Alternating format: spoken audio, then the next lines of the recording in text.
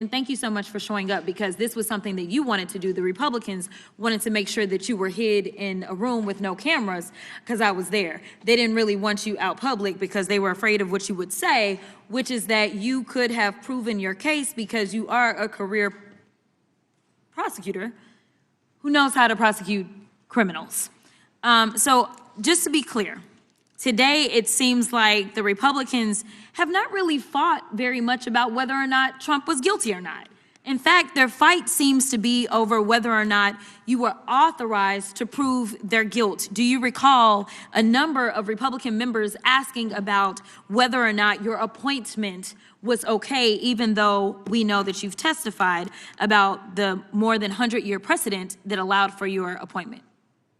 I was asked questions about that today, and our position, as we filed in our appeal, is that there was strong support for my appointment, including Supreme Court precedent directly on point.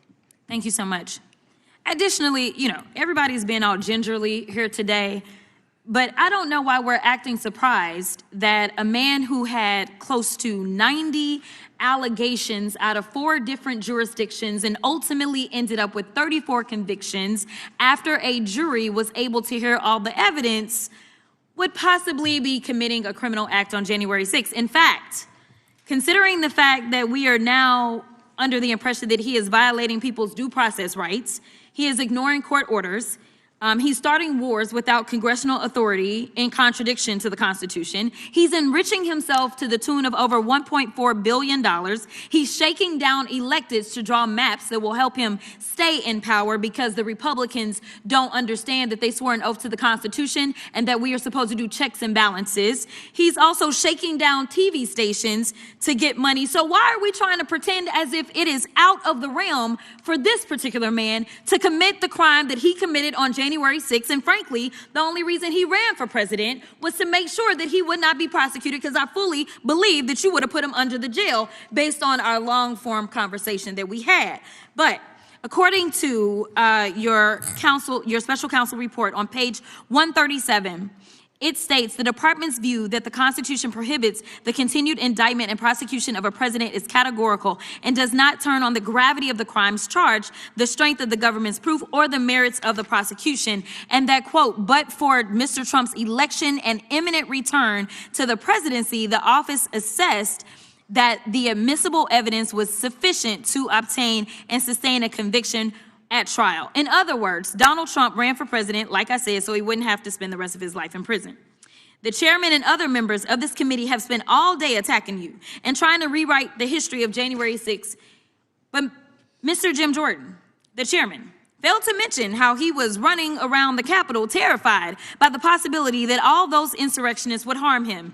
In fact, on page 97 of the deposition transcript, you mentioned how Mark Meadows, the president's chief of staff, quote unquote, never saw Jim Jordan so scared. The chairman also failed to mention that he was in direct contact with the White House in the days leading up to and on January 6th, which is why his toll records were subpoenaed by your office. Let me be clear, because they're trying to act like this is Democrats on Republicans, and I guess you are a covert Democrat that knew that he was going to try to steal an election before he tried to steal that election, and so therefore you were somehow put into place. I mean, the conspiracy theories make your head spin, but nevertheless, were you going to subpoena the toll records of every single Republican simply because they were a Republican? No. We subpoenaed the toll records in the course of this investigation because they were relevant to our investigation. Relevant. Oh, okay. All right. So that means something about facts. So let's talk about facts. Donald Trump lost to Joe Biden, yes or no? That's correct. Okay.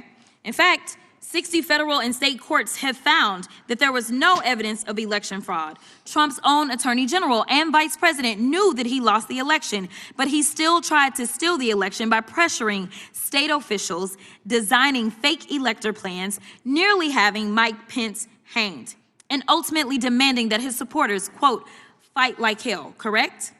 Correct. We all saw it happen once they reached We all saw what happened once they reached the U.S. Capitol.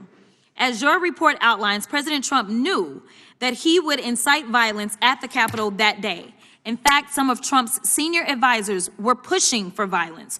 For example, page 81 of the report details how co-conspirators number 2, John Eastman, tried to convince Mike Pence to break the law, stating that, quote, violence was necessary. So it isn't just Trump who is responsible for the death of multiple law enforcement officers and the injuries of thousands of people. A lot of Republican members of Congress are also responsible.